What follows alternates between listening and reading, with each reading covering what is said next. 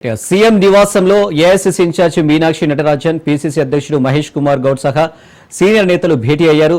Jubilee Hills CM నివాసంలో ఈ భేటీ కొనసాగుతుంది. సాయంత్రం 5 గంటలకు జరిగే పీఏసీలో చర్చించే ఎజెండాపై ఈ సమావేశంలో చర్చిస్తున్నట్లు తెలుస్తుంది. సీఎంతో భేటీలో డిప్యూటీ సీఎం భట్టి విక్రమార్క, మంత్రులు ఉత్తమ్, శ్రీధర్ బాబులు తదితరులు ఉన్నారు.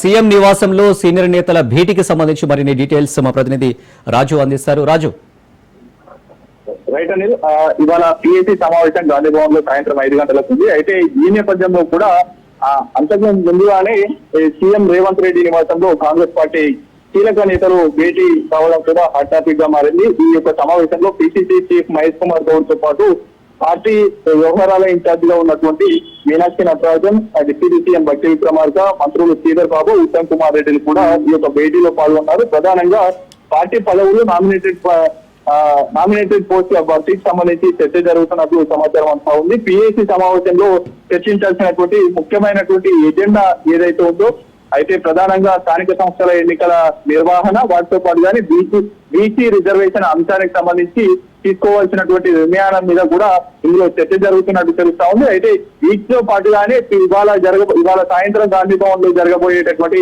పిఏసీ అడ్వైజరీ కమిటీ ఉమ్మడి సమావేశంలో చర్చించాల్సినటువంటి కీలక అంశాలు, అందులో అవసరమైతే ఏవైనా కీలకంగా పార్టీ స్టాండ్ ను కూడా ప్రజలకు తెలియజేసే విధంగా ఏవైనా తీర్మానాలు పాస్ చేయాలా అనేటటువంటి అంశానికి సంబంధించి కూడా చర్చ జరుగుతా ఉంది. కొద్దిసేపు క్రితమే సీఎం రేవంత్ రెడ్డి నివాసం జూబ్లీహిల్స్ లో కూడా సీఎం రేవంత్ రెడ్డితో పాటు పార్టీకి సంబంధించినటువంటి TPCC chief Mahesh Kumar Goud, AICC వ్యవహారాల ఇన్ఛార్జ్ మీనాక్షి నటరాజన్, అదేవిధంగా ప్రభుత్వంలో కీలకంగా ఉన్నటువంటి డిప్యూటీ సీఎం, అదేవిధంగా ఉత్తమ్ కుమార్ రెడ్డి, శ్రీధర్ బాబులు భేటీ కావడం కూడా కొంత ప్రాధాన్యత సంతరించుకున్నాయని అయితే చెప్పుకోవాలి అని.